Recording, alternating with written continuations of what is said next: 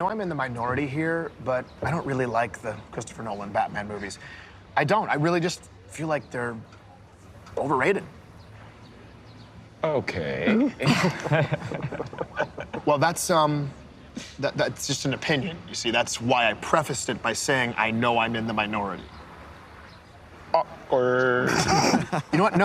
No, not really. It's not awkward. At least not until you said awkward. Now it's awkward because of what you said. Anyway. Anyway what? Anyway what? Really, because when you say anyway, then you have to follow it up with an actual contribution to the conversation we're having. Love those old Key and Peele skits are still amazing. Well, look, it's not easy to get yourself out of an awkward conversation. Small talk could be a nightmare for some people. And of course, same goes for public speaking. But there's a new book with all sorts of tips to help you get through those awkward moments. It's called Think Faster, Talk Smarter, How to Speak Successfully When You're Put on the Spot. Matt Abrahams is the author. He is a lecturer at Stanford and a podcast host. How you doing? Thanks for being with us. I'm thrilled to be with you. Thank you. So we're not just talking about public speaking, which gives a lot of people anxiety. We're just talking about people that have a hard time just in a regular conversation. That's right. You know, if you think about it, most of our conversation isn't planned. We don't have our slide deck ready or our meeting agenda ready. It's about answering questions, giving feedback, making small talk. Most of our communication happens in the moment.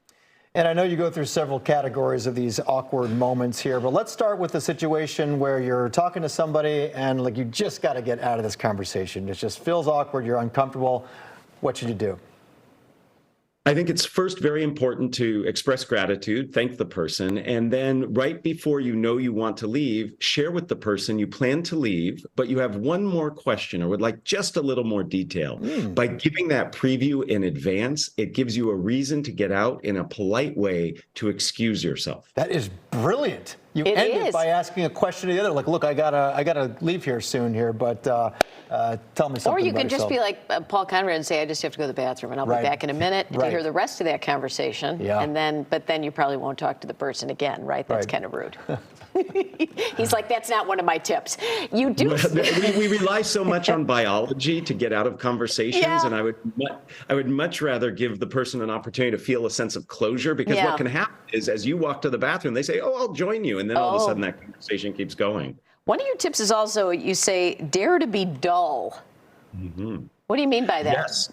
So this is an idea that comes from the world of improvisation. We put so much pressure on ourselves to do a great job in these spontaneous speaking moments. We want to do it right.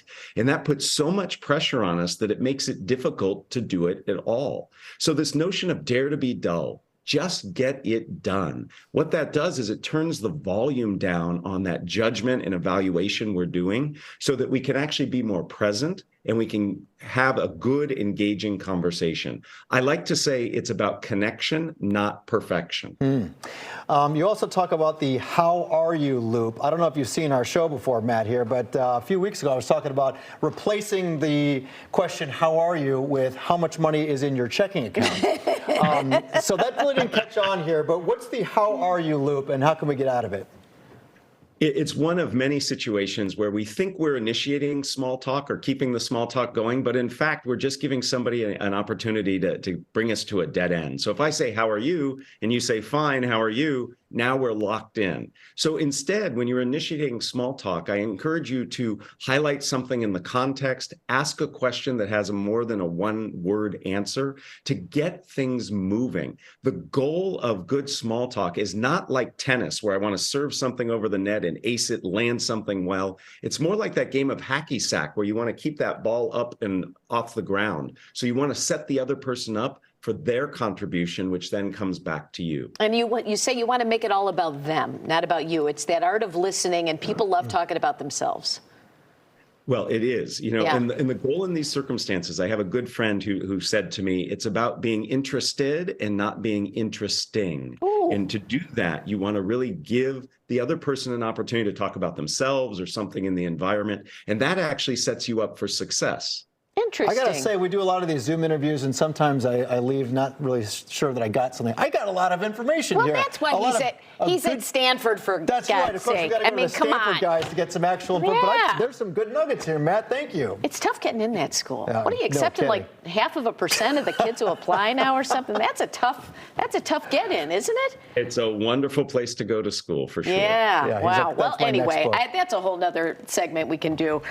Thanks, Matt. This is the information on the book here. Again, it's called Think Faster, Talk Smarter. There's the information, the website there, of course, the social media. Matt, thanks so much for your time this morning. Thank you. Have a great rest of your day. You too, Matt. Thank you.